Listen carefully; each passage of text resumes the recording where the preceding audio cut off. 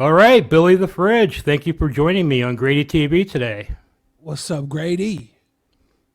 Not much. I'm a longtime fan and supporter Friend. and friend, and I am really curious. One thing about you that I don't think a lot of people know much about. They know about all the internet activities like wrestling and battle cam and drunken peasants, but we want to get into your childhood. What made Billy the Fridge and stuff like that. So, and we'll Yeah. get into everything else as well. Okay, cool. But let me ask you, whereabouts are you from originally? I was born in Seattle, Washington, the University of Washington Hospital, I think it was. I don't know. Seattle, though. I've been born and raised, pretty much lived in Seattle my whole life. Okay, what's your family like? Do you have any brothers or sisters? I have a sister. I have some step siblings that came in, I don't know, in my teens, my mid teens, and then cousins and stuff like that. Okay, so did you live in a house with your mom and dad and your brothers and sisters, or Yeah, was there my an extended nuclear family of cousins and stuff living there too? Or well, we would have people in and out at some points, different types of people, but mostly it was my father, my mother, my sister, and I. okay, what was your home life like? It was pretty hectic. I think there was a lot of drug use going on. My dad got drug tested at his job in the late '80s for marijuana, and he had to go to a treatment for marijuana, or else he'd lose his job. And because marijuana stays in your system for 30 days, when he got out, he decided to start smoking crack because it gets out of your system in like 2 days. So he was more likely to pass a piss test on crack. So we got the tail. We got hit smack dab in the tail end of the crack epidemic. And was that hitting Seattle pretty hard at that time? I mean, it wasn't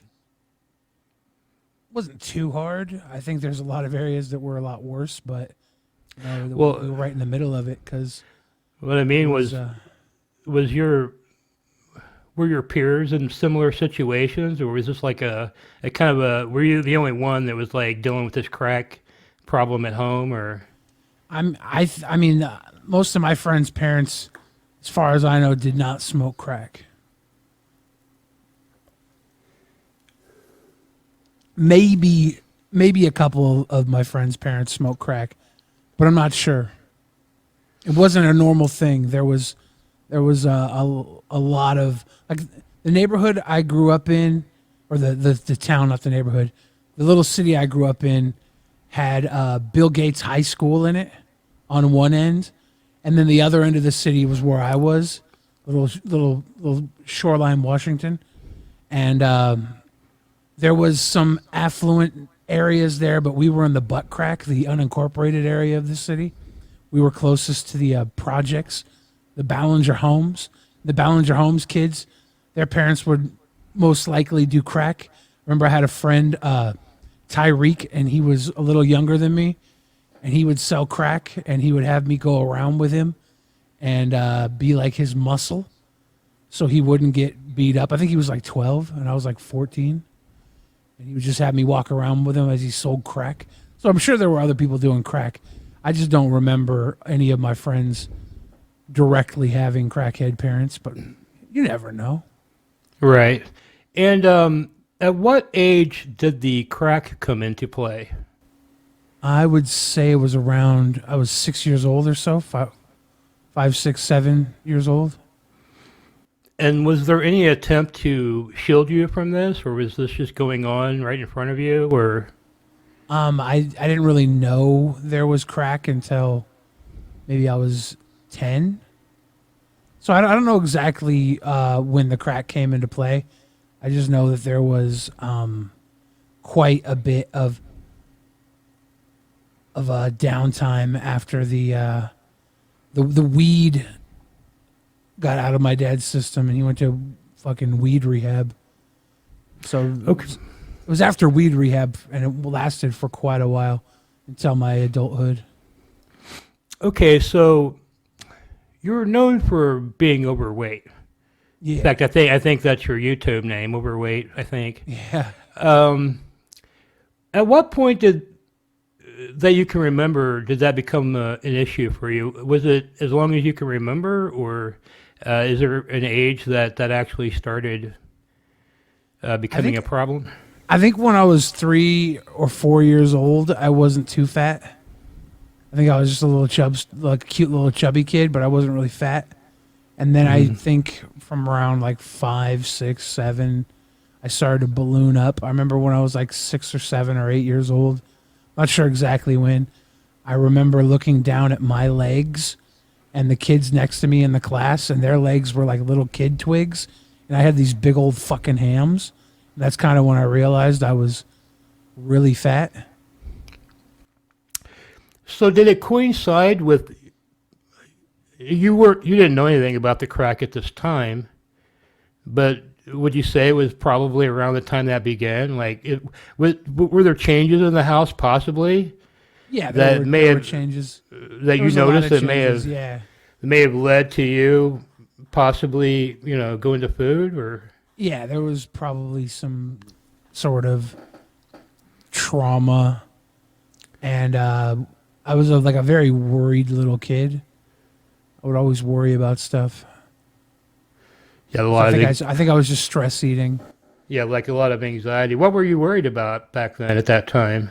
My dad was moody and would yell and scream a lot, and I think as a little kid, I felt like it was always at me, even though it probably had very little to do with me, but I just internalized it.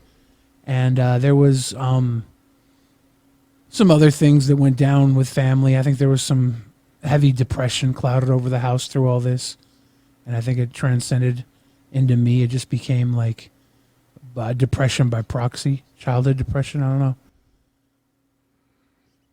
Right. So you feel that, but you probably didn't feel depressed. You probably have always felt that way. So it's just like a normal feeling to you, right? Yeah. So Yeah. yeah. So I guess around the time you start kindergarten, you're already probably bigger than the other kids. At what point do people start treating you differently, like right off the bat, or maybe even before then? Were there kids before? Because see, I was also a fat kid, and I didn't have any brothers or sisters, so I didn't really realize I was fat till I went to school. You know what I mean?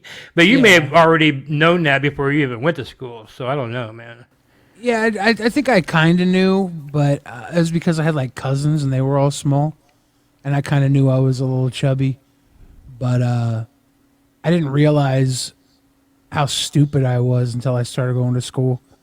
I was like like I didn't have friends, so the only people I would really hang out with was my cousins, and I think that we were all family, so we kind of just fit in. And when that kind of broke out, and I had all these other kids around, I really realized I was like just a dumb fat kid for like a while. It took me a while to get over that. So you felt that way before peers actually said anything like that to you. You were already feeling like that. Yeah, they tried to hold me back in kindergarten. I guess I would hide under tables and stuff during Yeah. class. So They I would did just me be too. like- yeah, I would just be like cubbied up under the fucking table eating paste or something. I don't know. Yeah, I couldn't skip. They were trying to hold me Yeah. back in kindergarten because I couldn't skip. And you know what? I still cannot skip. I do Really? sort of like, yeah, it's kind of like when I skip, it's kind of like doing like riding a pony type of motion. Like a side saddle. Yeah. How are they gonna hold you back for not being able to skip? That's stupid. I don't know. But my parents were like, no, and they rushed me in, and I was pretty Yeah. much fucked from that point. I think I probably should have been, maybe the skipping had a lot more to do because I was fucked after that. So I remember when they told my dad they wanted to hold me back. He was like, "He's already bigger than all the kids this year. You hold him back, he's gonna be fucking gigantic." No, you push him through. so I'm assuming at some point there probably was some bullying Yeah, towards you. I got kindergarten. There was like some older kids at my kindergarten, and I think I somehow I had a girl in my class, and her brother would bully me, but he was held back a year, so he was in our grade. He would bully me, but I was friends with her, and he was small, but he would like always try and fight me because I think I was friends with his sister. But then him and I became friends, so like that kind of deaded that, and I think we became friends because some other guy was bullying both of us. So we teamed up on that guy and fucked him off. And like I don't know, I think we jumped him or something. And then we became friends by taking down that other bully. So that cured everything in first grade or in kindergarten. But then when I went to first grade, they had way more kids. Like it was like first through sixth. I think my kindergarten was like first, second, and kindergarten or something. You never see the sixth graders. But in first grade, it was me and the sixth graders would pick on me thinking I was just a dumb sixth grader because I was so big. So they're like 5 years ahead of me. And they would all like, remember one day I went to school with this boat that my cousin made. She made like this little wooden boat and she gave it to me for like a class project. She just gave it to me because it was like, she didn't want it. I was like, I'll take the boat because I was a dumb fat kid. I took the boat to school for show and tell.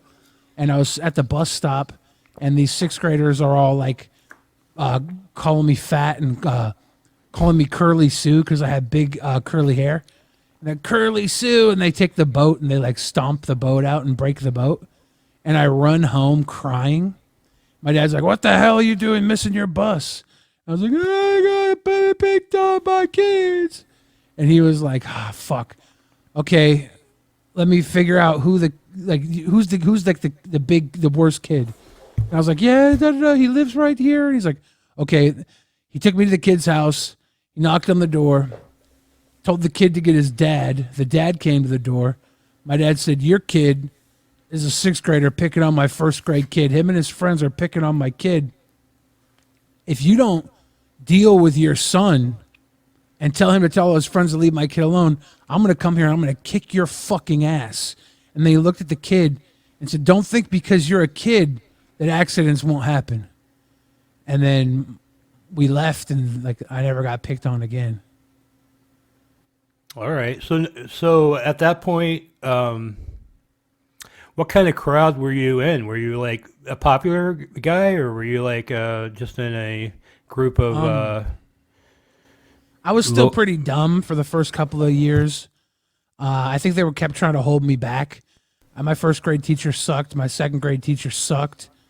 Then my third grade teacher was like a hippie, and she encouraged like my art and stuff.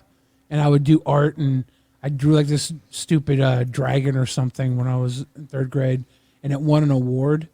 And she like marched me back to my second grade teacher that was trying to hold me back, and she like showed off in front of the second grade teacher. And she was like, "See, you just didn't know how to teach him. He's a genius. He's a brilliant little genius." And like, so like I got like a small amount of confidence out of that.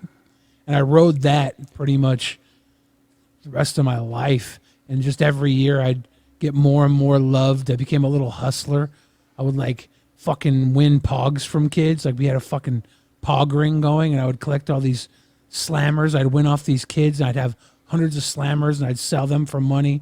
I got into magic cards and all types of other fucking card games and shit and pogs. And I would win all this shit. I would trade for all these crazy cards. I had this small little like hustler empire. I remember I got my first Game Boy from this kid that starred in this Saved by the Bell like type show that came out. He was like the little brother in a show called California Dreams. He went to my school and he always had dope shit because he was on TV. And he wanted slammers, but his parents like didn't get him slammers. So I traded him a stack of fucking pogs for my first Game Boy. I was always like lit up with cool shit because of that. And I think for the rest of my my elementary school career, I was like top dog, and I was confident. And then I went to middle school, and it was a whole new group of people. And the first year, I was seventh grade was the first year, and then eighth grade. But the eighth graders, the first year, like came to fuck with me, like on a like a hazing thing, and I just played along with it, and they started laughing. So like, they just said, "Okay, your hazing is to come and fucking haze everybody else in your class." So I just helped them like fuck with kids, and then so I immediately got in good with the eighth graders, and that carried me through high school. I was just kind of like, just like a little rascal, little bully rascal. All right. So academically, how well were you doing? Didn't you go to a like an alternative arts school at one point? We had I think. alternative education at the high school. Oh, is that the? Yeah, it was like an alternative education. It was for the teen moms and the druggy kids. And I started going there for science because of my science class. I had this teacher, and he was kind of a prick. So I would just like do like unapproved science experiments in the class, and I would always be breaking beakers and fucking leaving on the Bunsen burners and stuff. And I was being a little prick about it, but I finally got kicked out of the science department because of it, and went into alt ed science, and I realized alt education was just no homework. So I was like, give me all these classes. I don't want to fucking do homework. And so most of my schedule was alternative education at that point. Well, I happen to know that you're very intelligent. We've talked about some very heady topics, and I've seen you on other podcasts. So it's not that you're stupid. Do you think was it something about just the way the public schooling is, or something? Do you think that made you not interested in the subjects? I think that it's not really challenging, and I didn't see a point. I was growing up in a crack house at the time, so I didn't really think there was going to be college, if anything. I wasn't sure if I would even be alive into my 20s at that point in time. So I really didn't give a fuck about grades or anything. And I really just went to school because it was an audience and I could make everybody laugh. And if the teachers were cool with that, I'd have like really good classes. And if the teachers wanted to like control the classroom, we'd have a problem. And I'd go to war with teachers who thought that they ran the classroom quite often. And I would almost always win. It's actually kind of fucked up. Like 2 times I had teachers bring their husbands in to fight me when I was a kid, like a 15-year-old, 14-year-old kid. And they'd bring their husbands in to like confront me. I had teachers try and fight me a couple of times. And I just... Because like, you were, was it because you were so big? yeah, I'd get on their nerves because I would just like, I'd be the class clown, I'd steal the attention, and it got frustrating for some of them. And for others, it was like fun. Some teachers were just cool with it. And they're like, no, Bill's a fucking great student. We love him. Makes like the days he doesn't show up are fucking boring. And then other teachers are like, no, he needs to not take my class from me. I'm like, sorry, it's my class. Sounds very similar to me, because I remember my school sent something to my mom one time that they asked every teacher I had, and it was like a different take on me. Some people thought I was popular, and Yeah. everybody some people thought I was like very dark and disturbing, and it was weird. So I felt like I kind of changed based on who I was around. You know what I mean? I didn't really have my own personality then. Yeah. So I got a student of the month honor student in a class that I failed one year. It was like that's how contradicting I was. So let's get back to the crack house, because you mentioned that again. Yeah. So you're older now. You're in high school. You were Yeah. actually running almost like a childlike crack game with like Pogs. Like you were like. Yeah, Were you learning? Were you kind of like, were you seeing shit like this going on in the house, and that's what gave you the idea to do this with Pogs, or was it just natural, or? I don't think I saw it in the house because like my dad wasn't really dealing. When I was a little kid, he tried to grow weed in the house, and it was just like really expensive. And it was before I went to school, and I think they quit when I went to kindergarten, so I wouldn't tell everybody that we were growing fucking plants in our garage. But I thought I like dry snitch as a little kid. They quit that. They never sold. They never dealt. So like my dad was always buying. Every once in a while, he'd have his dealer stay at the house because he got kicked out of a hotel or something. But it wasn't a very common occurrence. And I think I just learned, how to accrue things, and there's value to that. In pogs and in cards, in baseball cards, you trade. The big thing is the trade economy. So like when it came to cards, one thing you learn quick about trading is that you don't always trade for equal value. And as a kid, I would find ways to make enticing trades that were horrible value for the person I was trading with. They wouldn't know what they had. I would know. And I would just, I think at the time we called it rape trading. And I would just rip off all these kids in trades. They were happy. They would always come back to me because they were always happy with what they got.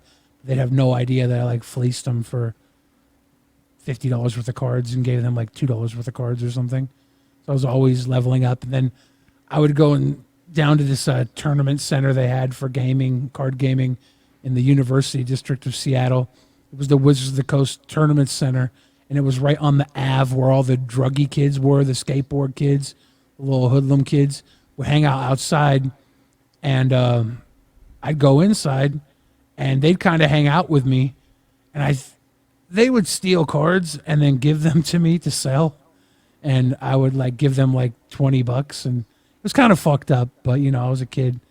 And I'd give them like a cut, and I'd keep a cut. And nobody would say shit. I don't know if they knew I was a part of it or not, but it was kind of fucked up, but it was also, young, dumb kid shit. So. Okay, so let's say, you're you're in your teens. Yeah. What's going on at the house? Is your parents still, are you, are your parents still married? Is My your parents siblings split still up when I around? was 15. My sister was around, but running wild for a teenager, So And you think she it's wasn't- do you think it's the crack that was introduced? Do you think I s- or do you think all this would have happened anyway? I'm not sure. I think my sister didn't use crack, but that didn't mean there was not other partying stuff going on, Right. So it was the neighborhood we were in. The apartment we moved into after we moved out of our house was a nice apartment, had a pool. Shortly after we moved in, they started moving in halfway houses for people out of jail, druggies out of jail. It'd be like started to fill up with all these like burnout, druggy shithead losers, right? So it went from being a nice place with a pool. They had to pave the pool over because they were worried one of these druggies was gonna fucking drown in it. So they paved the pool over, turned it into a fucking hot spot for shitheads. Or one day, I was out, but my dad said some bounty hunters came in, kicked our door in, destroyed our door, and tried to take my dad. They had the wrong fucking apartment, but it was like just like turned into a real shithole real quick. Okay, and how was your weight around this time? Were you pretty much as big as you would get, or were you still kind of smaller at this point? I was around 400 pounds when I was 15. Okay. So from 15 to, I want to say 20, I was probably 450 pounds. And then I think into my 20s, I started to get up to 500 and something pounds, and I would go up and down 450 to 550 to 600 at some point later on. Okay, Lose weight. so it sounds like you were living with your dad when they split up. Yeah. Okay, so you went with him, and did sister go with your mom, or? Yeah, my sister went with my mom, but I don't know if that lasted very long because my dad had more freedom. So she would be in between places because of the freedom that my dad offered. Mm-hmm. Okay, so did you graduate from school? I'm assuming around 18. Did you actually get held back at all, or? I didn't have enough credits. Later on into my high school years, I just stopped going for the most part. They had a truancy law where if you didn't show up to class, if you missed 9 classes, you failed the class automatically. So like most of my morning classes and a lot of my night classes, because it would be like, I don't know, 3 periods a day or something, 6 periods to 3 periods a day. If it was a 6 period day where they did all 6 periods, if I was late in the morning, I'd miss the first 2 periods, and I would sleep in a lot because I was always up all night, and I would really quickly hit the 9 absent punch card on the morning classes. By the end of the semesters or whatever, I would usually have missed 9 classes in the afternoon as well from just leaving early and going to do shit with my friends. So I didn't graduate with my class. I came back as a super senior. Came back for the second senior year thinking I was going to get enough credits to finish. And when I was there, I don't know, a week into the school week, I was out all night at the studio. We were doing some recording at the studio, and we were in the studio till like 7 a.m. But I think it was around that time, 8 a.m. That time we were in the studio, and my buddy who ran the studio, his girlfriend at the time, came in, and she was like, "There was a plane that just flew into the World Trade Center in New York City." And I was like, we were like, what the fuck? And we turned on the radio and we were listening. And as we were listening, the radio was like, a second plane has now flown into the World Trade Center. This is obviously an intentional attack or whatever. And we were like, holy fuck. And I'd been up all night in the studio. So I know I'm supposed to go to school in the morning, but I'm tired. I go home. I'm like, fuck, I'm asleep. I'll go in late. It was like the first week of the super senior year. I wake up and there's a water heater that exploded in the apartment above my apartment, and it flooded our hallway. At the time, my dad was in China, working in China. So it's like me, my sister, this fucking exploded apartment. My dad was out of the country. I turn on the TV. I'm seeing all the aftermath of this. I'm like, fuck it.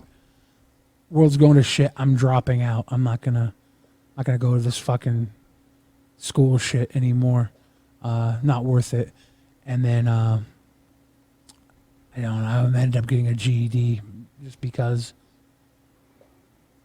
Okay, so you're primarily known as a rapper. Did you start doing that in high school? Kind of. I remember I had I would write poems a lot. I would give poems to girls like a little fucking fruitcake. And then we had a mixed media art project for alt ed, alternative education English. And it was like you had to make some sort of art out of Shakespeare. And I recorded like a really fucking cringy Shakespeare rap. And brought that into the class, and everybody was like, "Oh, that's so cool!" Because we're all kids. It fucking sucked. I recorded it into like a little boom box using some headphones as a microphone and the microphone port. It was just really cringy shit, and that was in high school. And then I started going to the studio and recording tracks before I officially dropped out. but I think it was probably the summer of my senior year that I was doing that mostly. And then I dropped out and just kept going to the studio to record music. Were you going to a professional studio? Yeah, a friend of mine in high school, his older brother ran a studio, and another friend of mine was doing some like he'd do some janitor work there for some extra bucks, and he'd just come in and clean up the studio and get paid like $60 or something. And he brought me in. He started doing it for studio time, and we were going in and recording little fucking sketches and comedy songs and stuff. All right, so you're 18. You didn't graduate. You later got your GED, but at this point, you're 18. You didn't graduate. I'm guessing you're living at your dad's place. Yeah. What were you thinking at that point? What was your move? Like, what were your plans in life? And I'm guessing you're probably around 450 at this time, right? That's probably Yeah, around there. 400 to 500, somewhere in between there.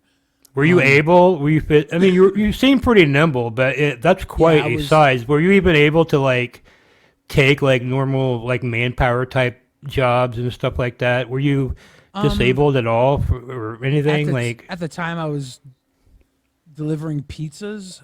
I think around that time, I was a pizza me delivery too. guy for Domino's, and before that, I started working in telemarketing when I was 14. I would go and do telemarketing, and I'd make like a weekend job and make a bunch of money and go buy magic cards and shit with it. I did that up until I was like 18, and then 18 to 19, I did pizza delivery. And then because I was at the studio all the time and I had learned digital editing, video production stuff, I started working at the studio making like show flyers, album covers and stuff for people. So I ended up just working in there for quite a few years, just making digital stuff for artists, you know, like $60, $100, $150, $300 for a website type of thing. Just consistent gigs. Okay, so at what age did you start getting into the internet? I was always kind of in the internet from like before I even had the internet at home. I was doing it at school, and I was like learning like HTML, GeoCities web creation at school and stuff. And I was getting into all the video production, Photoshop classes and stuff. I was taking all the computer tech stuff in the high school. And then I got computer internet at home, and I just kept working with like a Macromedia Suite, Flash, Adobe, and all that stuff, and teaching myself how to do that. At the time, I wanted to be a professional wrestler since I was like a little kid, so I was kind of like learning how to edit and promo, and I was on the internet all the time trying to find places to train for wrestling, and I was part of like community boards with pro wrestling, aspiring pro wrestler guys, backyard wrestling guys, stuff like that. And I was trying to work my way into that world, and I think that the music just happened to fall into my lap because it was like the studio basically in my backyard in my city, you know, and I was kind of just had more opportunity there than there was for wrestling at the time, so I kind of switched into the music. At what age did you start to realize that maybe you could get a following online and make money there? It took a while. I think I started going to the studio around 17, and I don't think I released any music officially until I was 25. For the longest time, I thought it was cringy that every fucking white guy thought he was Eminem, and they all rapped. Everybody rapped, and I didn't want to be that guy. So I think I just kind of sat back and tried not to be a rapper for the longest time. But I was always in the studio. I was always fucking around. We record songs with people. We would record little features and stuff. And before I knew it, I had enough songs recorded to put out a little mixtape album. And I did a little album release party. And every time I would do like release music, have people in the city that were known for stuff would be like, dude, you're dope. You're tight. Like, you should be doing this. I had no idea you did this. I was like, yeah, it's kind of embarrassing if you suck at it. But now that people are thinking I'm decent, maybe I should just fucking run with it. So when you first released your first songs at 25, I'm guessing that's in response to maybe a demand. Were you building an audience online before that, or did you just Yeah. decide to do this? I was building an audience online. I had there was a bunch of like forums based around music and local music, and I was a part of it because of my work with everybody. You know, I was doing designing graphics and stuff, so I was there all the time, and I was going to shows all the time, and I was a part of everything. So I had like this name recognition without having the music out, and I just had enough stuff that one day I went to go do a donut eating contest, and I won this donut eating contest. This is where I got the donut chain. I won this rubber fucking donut, and I put it on a necklace. It had this donut chain, and when I won the donut eating contest, I also won a rap battle the same week. And at the rap battle, it was like there was a guy that was known for battle rapping here in Seattle. His name was Mike Phenom. They had this thing where it's like, who can beat Mike Phenom? And all these battle rappers came up and tried to battle rap him, and they all like got taken down. And then I came up and I just like over the top goofed it and won. And then another guy that was doing like a monthly show saw me there and was like, you want to come do a set at my monthly show? And I was like, yeah, I'll come do a set. And this is my first time doing like a set in Seattle. And that's where there was a guy in the audience. He was signed to Rhymesayers. He's Henri Osborne was his name. He was in a group called Dark Time Sunshine, a bunch of other, tons of stuff. He was in a group called Old Dominion, tons of stuff in Seattle, and he was in the crowd, and he like gave me a little attaboy at the end of my performance, and I was like, that's dope. Like, he's one of the most respected guys out here, and he's giving me a little heads up. So I kept running with it, and it seemed like every time I would do stuff, I would just get more and more appreciation, approval, and fandom. So I just kept booking stuff like crazy after that. And I think there was only maybe 2 or 3 times that I ever reached out to book my own show. Maybe 4 or 5 times where I reached out to book my own show. But for the most part, people were just calling me to get me on shows like very regularly, 3-4 shows a month sometimes for years. I was consistently doing live shows, and they were always fun, always good times. Were you playing with any notable people around this time? Probably like Macklemore was coming up at this time. There was a lot of nerdcore rappers would come into Seattle, and I was playing with like MC Front a lot and guys like that. Like later on, I would play for Dirt Nasty. I would open up for Dirt Nasty a couple times. Little Dicky, stuff like that. Cool. So what was the first web community you really started getting noticed at? Well, the first web community wasn't music. It was backyard wrestling. I was part of the backyard wrestling link. And that's where I started making internet mixed with real life.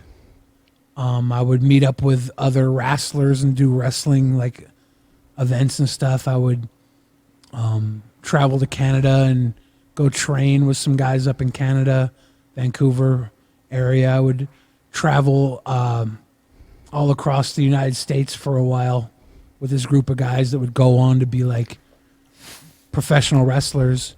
This big group of guys that were like, a lot of them are working in the big wrestling promotions right now that were there with me. That was the first online web community that turned into like a real life thing. And then there was a few message boards. There was 206 Proof on the sickness.net, which was like a gangster rap board. They would have Seattle gangster rap. There was that was 20 Sickness. Then there was 206 Proof, which was a Seattle rap community board. And they would have like everybody in the Seattle hip hop scene would be posting on there. We just post memes and there'd be all types of drama. People would be talking shit on there, and then they'd get caught up in real life, and there'd be like fist fights at shows over website drama. And then, I went on to battlecam.com, live streaming, Stickam live streaming. When live streaming became a thing, it was like that up the ante with video. You could really do live everything. And really have been treading the line between real life and online ever since. There's been like a blur of the two. They haven't really been separate. Right now I'm living with my roommate is somebody I met on battlecam.com, my good pal Joe. Mm-hmm. Joe the Knife. And it's just like there's really, the internet is real life. Right. Well, I first became aware of you on Battlecam. Were you invited there by Alki? Did you have some kind of following that he saw, or did you just hear about it?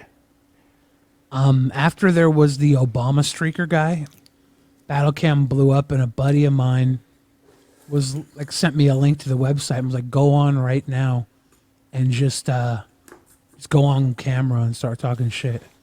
And I went on, and I just fit right in right off the bat, So I kind of got pushed towards it. What was some of the crazier moments that you can share from Battlecam? I have a lot of people going off on me about my association with Battlecam from back in the day. They act like I'm some kind of scumbag. And I try to point out to them that anything that happened on Battlecam has happened, times 1,000 on YouTube. I mean, YouTube is the scumbag fucking website as far as I'm concerned. If you're, trying to be all moral about it, you know what I mean? So, but there was some crazy shit. There was some crazy shit that happened on Battlecam involving Billy, but nothing like illegal or anything like that. You know what I mean? I think there probably was some illegal stuff. But they would take it down just like any other site. It wasn't like promoted, is what I'm saying. Yeah, I don't know. Like they had some stuff that was borderline illegal that would go into like commercials. Like when we would have random pizza delivery guys show up, and like I don't know, maybe I was like looking back on it now, maybe I was sexually assaulting pizza delivery guys by by answering the door naked, right? Like, well, yeah. At the time it was like a prank, but I like thinking back on it, maybe I should have been doing that stuff. But what was some, like you seem to be motivated by money a lot. So what was some stuff that you did for money that you probably wouldn't have done otherwise? Most of the stuff that I did that was for money, I didn't get paid out. Like, I faked a seizure at Starbucks the first week, but I didn't know what a seizure looked like, so I was just flopping around on the ground like a fish. And Alki like said it was like he's like $131 if you fake a seizure right now. And I was like, I just dropped to the ground and was flopping around, but I didn't look like a seizure. I was like pulling my shirt down because my gunt was flying out. It was just, it was funny, but it was also super cringy, and didn't get paid. Most of the stuff that I did on there was not for money. Remember one day I chugged a beer boot full of beer, and I got the whole thing down, but right after I got it down, I puked it back up, and the whole audience was like, chug it, chug it, chug it, like this big boot full of puke beer. And I was like, no, I won't do it. I won't do it for anything less than $300. And then Alki came on and was like $250. And I just chugged like this boot full of puke. And that was something I did for money. Most of the stuff I did wasn't even for money. It was just, at the time, it was like this crazy challenge punk rock battle for attention, right? And I'm thinking to myself, I didn't go to college. I didn't have a fraternity experience, I'm going to get a little fucking wild on here. I'm going to push myself out of my comfort zone. I noticed early on as a young adult that I was a little shy around people who were like parents, people who were not, that I didn't consider peers, I was a little shy around elders and stuff. And I was a little shy to do certain things. I was shy to like go around with my shirt off. I had a little body shame at a point in time. And I thought to myself, if I have these fears, these worries, these hesitancies, the best way to conquer them is to just jump into them face forward, face my fears. And with the battle cam stuff, I was like, I think I don't want to hesitate. I don't want to have hesitation. I don't want to have fear. So I'm going to try and do just about anything I'm challenged to do within reason. I wasn't going to try and hurt myself badly, I wasn't going to try and like I think there were a couple people that like got severe burns from doing fire stunts that were really fucking dumb. I wasn't going to try and do something like that. But within reason, I was like, I'll do some fucking crazy shit. Man, I just had a question. Let me try to find it. Yeah.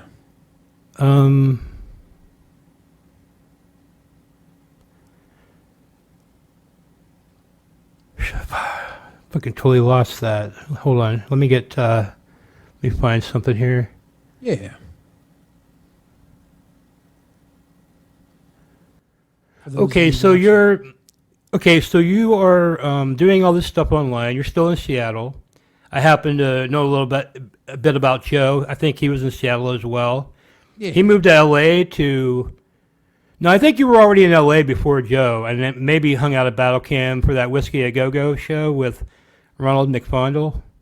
Whiskey a Go Go was not with Ronald McFondle. That was Oh, that was the Johnny Depp place. I did the Viper Room. Yeah, Viper Room. With Ronald McFondle. Joe moved to L.A.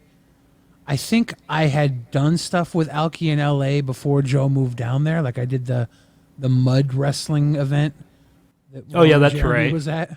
So what was that like? So you're still in Seattle. You're doing this shit on the website. Alki offers you money to come down and mud wrestle. And I think Ron Jeremy's officiating or something like that. Yeah, it was a... Was that the first? Was that like the wildest thing that you'd ever been offered up to that point from the internet, or? Possibly, yeah. I think it was up there. Yeah, it's a big deal for you, though, right? When you got offered that, you probably thought, "This is my big break. I'm going to go out to L.A. and mud wrestle." I don't know if I was looking at it as a big break, but at the time, I knew it was something that was interesting and fun, and I don't think Alki paid like real money for that, He just bought our tickets and set the event up and got us hotel rooms and some food and stuff. It wasn't like a big cash prize, but it was fun. You know, it was like this was Battle Cam turning into a live event. This was like some of the beginning of what would end up becoming IP2 type of stuff. You know, this was IRL early on. Okay, so how did you end up? At one point, you moved to LA, right? I would go down there for extended periods of time, but I never officially moved there. I would go down there for like a few months. Okay, so at one point, Battle Cam starts a over-the-air television station in the Los Angeles area that's Yeah. broadcasting everybody from battle cams. You know, and they would even, it wasn't just their, you know, they would take my content to air. You know, technically, Alki owned everything on battle cams, so they would just take whatever they wanted at any time. So, Yeah. how did you end? I never actually went out there when it was going on. They would take my show from time to time. That was my involvement, but you actually went out there when they had the studio and all that. What was it like? What happened when you got there? Well, everybody at the studio, because I would be on from my home all the time, like everybody working in the studio was big fans of mine. So like when I got there, everybody was like, you know, roll out the red carpet. They were like all loved me and yeah, we're gonna get you like I came down to like visit LA and they're like, we're gonna put you in a show every day of the week type of thing, you know. We'll come in and we're gonna just run shows as long as you're here. Alki offered me a job and was gonna move me to LA and he was gonna put me up in the Roosevelt Hotel in Hollywood because I was staying there at the time. And he was like, I'll just put you in the Roosevelt. And I was looking there. There was a Scuff Justin Carey had been working with him at that point, and Joe had been working with him, and they were both kind of getting dicked around with money. And I thought to myself, you know, maybe this would be a good opportunity, or maybe I would get dicked around like these guys. Is it, you know, is it worth the risk? And at the time, I had a bunch of stuff going on back in Seattle with music. So I was like, I'm going to just go home and focus on the music. There was a couple times where I was one time I was down in LA filming a show for MTV, and they tried to get me to stay down there and do battle cam. And I went to the people at MTV and I was like, look, I'm getting offered a job down here. If I don't fly back, is it going to fuck up my shit with MTV? And they're like, just take the ticket home, fly home. If you want to come back down here, buy a ticket out. And I flew home, and I ended up not coming back to work at Battle Cam again for a second time. And I think that was the last time they offered me a gig down there. All right. So after Battle Cam, what happened? It seems like you kind of got more well known than ever uh, with this Leafy character on YouTube. Now, I know that you know Keemstar from Battle Cam, and I know you Yeah, were on that's Drama Alert. This is where my timeline gets a little sketchy. Did you did you somehow know Leafy through Keemstar, or did Keemstar get you on Drama Alert after the Leafy thing, or how did that all go so. down? Before the Leafy thing, my music started blowing up on Reddit, and I was getting a bunch of views from Reddit. I just a Bill music video broke 1 million views.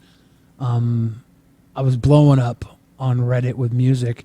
At this time, I'm getting some sort of illness in my leg. I think it might have been like, I don't know, sciatica or something. I don't know what it was. They couldn't diagnose it, but I was having trouble walking during all of this.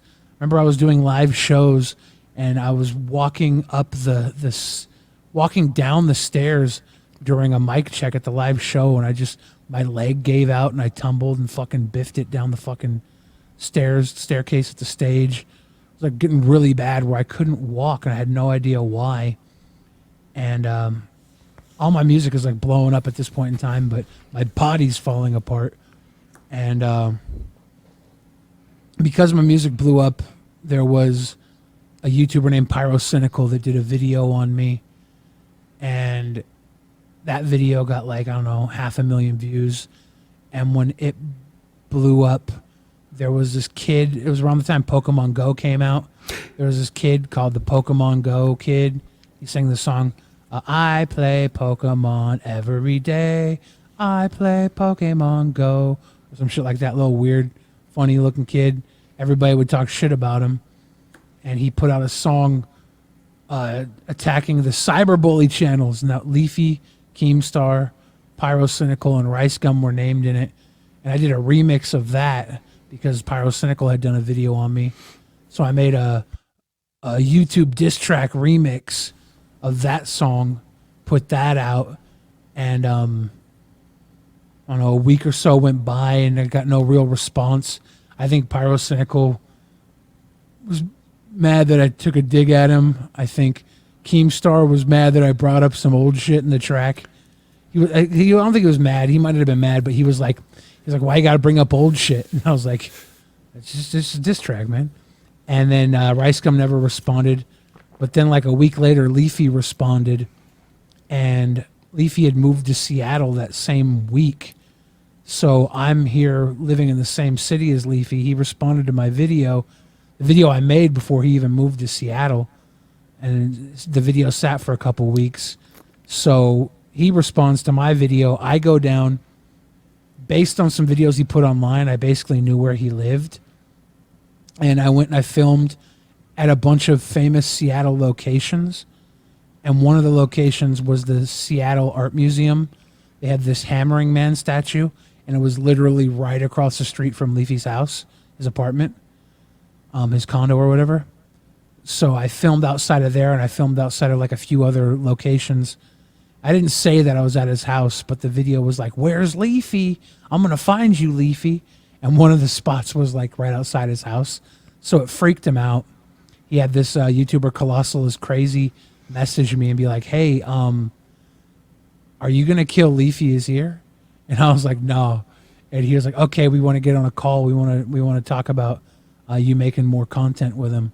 And so we did this back and forth thing online. I became like a little super villain for his fan base and did a bunch of back and forth content. Around the same time, he had a content cop put out on him through iDubbbz, and the tides kind of changed against Leafy in this moment, and YouTube decided to crack down on the cyberbully channels. And I was getting like 5,000 views an hour, like on uploading a video, 5,000 views an hour, 5,000 subscriptions, new subscriptions to my YouTube channel a day. It went down like overnight to like 500, got completely neutered overnight, like a tenth of the viewership, a tenth of the viewer retention. They just changed the algorithm around to fuck with these channels in the cyberbully community. If I would have got into it like a month earlier, I would have been like, made a fucking shit ton of more money, more subscriptions. I would have had like probably like 500,000 subscribers instead of like 90,000 or whatever I ended up at. It was Yeah, and also here's a 500-pound man thriving in the cyberbullying community. You know what I mean? Like, so Yeah. you know, how bad could they have been? Yeah, I mean, I kind of like, I was getting all the views from it, but I wasn't really cyberbullying too much myself. I was like tongue-in-cheek about it. I was defending this little kid who was being picked on, tongue-in-cheek. And it's just like all those views became toxic views. They switched the algorithm around at the time. If you were getting views from within YouTube, YouTube wouldn't recommend you to your normal viewers. So the people that would get views at the time were people who were getting views off-site. They switched the algorithm to benefit people who got off-site views. So channels like iDubbbz and H3H3 YouTube channels were in the commentary community, but a huge amount of their views came from Reddit. So because they were getting these outside views from Reddit, their videos continue to do really well.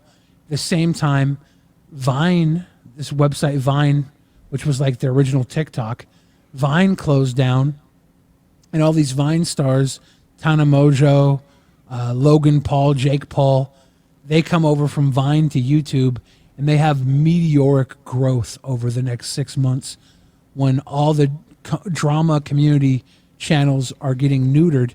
Keemstar was neutered, but he saw the new algorithm, and he started strictly following these like Logan Paul, Jake Paul guys, Tana Mojo, because they were getting the views. So because they were getting the views, his videos were getting the views. He ended up getting his numbers back up. He saved his career for the probably like 7th time over the history of his career, and he was able to survive. Leafy's channel did not survive. He went and faded off for a while, came back and got banned. But Pyro went away for a while. Pyro Cynical was one of the big guys. He came back later and ran a lot of gaming content and got back up there with views. So like it was a weird wave where a lot of the people of that time period just completely got neutered unless they were able to catch that new wave. That new wave was not like, they don't tell you what the new wave is, right? You kind of have to figure it out and run with it.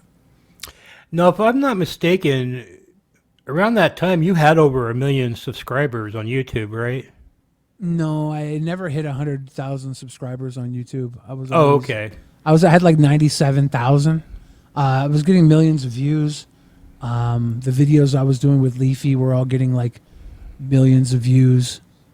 They were popping off, but they were not.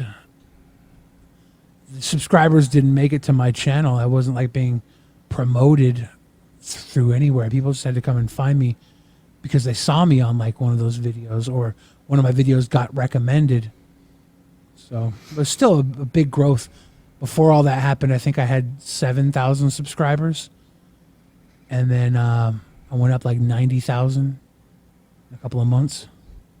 So yeah, you're blowing up on YouTube. They changed this algorithm around. Leafy's basically neutered at that point. Keemstar's taking a blow. You as well. What's your next move? How do you reestablish yourself?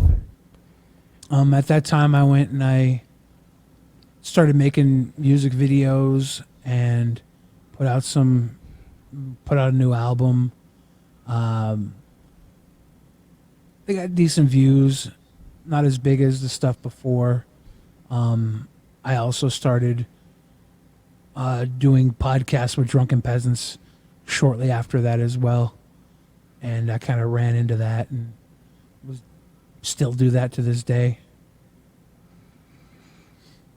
All right, yeah, you mentioned Drunken Peasants. You went on there, and I guess at some point there was sort of a readjustment of the show. You came on full time, so now it's just you and another guy. Yeah, the other guys basically went on, and they moved out of Seattle. And when they moved out of Seattle, I think just the logistics of doing the show from afar were not as good as just doing their own thing. So they moved on and did their own show, and we kept running with Drunken Peasants. All right, how are you liking what you're doing right now? Are you enjoying it, or? We got a really good audience there, so it's fun to just go in, and it's like going to the gym, every couple of days, going live to this audience that sticks through with us, and just work out my live comedy, live joking, off the cuff. It's like exercising that part of your improvisational mind. So I feel like it's really healthy for my wit. All right, Most so of what the are time. I know that you are working on a new album because you've been live streaming the recording off and on. Until I got in a fucking car accident. I haven't been in the studio for 6 months now because I'm really struggling with this car accident that I got in. What are your future plans? I want to finish up that project. I want to get in and do so much more. I recorded a movie, or filmed a movie before COVID. It got shut down halfway through production because of COVID. We came back after COVID. I put on a fucking 100 pounds, 100 plus pounds during COVID. Come back to this movie. We finished the second half of the movie. It's filmed out of sequence. There's just like random scenes in this movie where I go from being 370 pounds to 460 pounds. It's ridiculous. It's like literally like scene to scene. You don't know. I'm just carrying a random extra 100 pounds on me. But it's like a little horror movie, comedy, drama, horror, B movie, funny little thing. Big crew. It should be really fun. What's it Excited to see called? it. It's called Mr. Bleachers. So when that's going to release, I'm pretty sure we have a distribution deal on like one of the streaming platforms for when it comes out. So it'll probably be on like Hulu or Amazon or something when it releases. I'm pretty sure I seen you on a few different documentaries. Were you in a nerdcore documentary? I can't remember, probably. And also, you had a bit of a strange thing where you befriended Martin Shkreli. Yeah. How did that Farmer happen? Bro. The same guy that told me to go get on Battle Cam back in the day after the Alki's $1 million presidential streaking challenge went off. The same guy told me that Martin Shkreli was streaming on a little web streamer, and was like, I should go in there and fuck with him. And I went in there and I was like joking around with Martin, and he was taking the jokes and just batting them back at me playfully. And I'm like, this guy is pretty chill. And before I knew it, I was like spending every day in a live stream just basically running a daily podcast with him. Like he would be running his regular content. I'd be on there like Artie Lang or something would be on Howard Stern throwing in little commentaries and jokes. And we would do that for like 3-4 hours a day, every day for like 6 months, I think. We moved around a few platforms. I think we went from, I think we might have even ended it on StreamYard at some point. We went through Blab, which was a short-lived streaming platform. I met him on Tiny Chat, and he was just running his little show, and it was a lot of fun. Let me see here. So from that, you were invited to be a part of this Farmer Bro documentary on. I guess they felt you were close enough to the guy that Yeah, for quite a while, I was like his right-hand man. like you were that close to him. Like do you really feel like a real friendship? Yeah, we were definitely close friends. He'd have girls over his apartment and introduce me to them as like his best friend Billy. Like, yeah, Billy is my best. Like he'd be like, it was a solid online relationship. We were buds. And after he got out of prison, I'm so busy with everything, I couldn't hang out like the way we used to. I didn't have the time to spend like 4 hours a day hanging out with him. But I would get in there and we'd talk, and it would be just like it was old times. We tried to film a podcast early on, and I was having audio issues after he got out of jail. We were going to put out like a weekly podcast together. We filmed one thing, but I was having these fucking internet issues. So the whole thing kind of got scrapped, and we never got a second recording of it. Did he ever let you listen to the Wu-Tang album? Not all of it, but I heard some of it. What'd you think of it?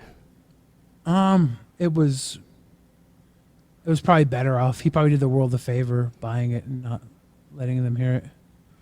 Wasn't Now that I great? I heard that he also has a copy of the unreleased Carter 3. Yeah, that's what they say. I don't know if he still has it, or I don't know if he ever really had it, or if he was trolling.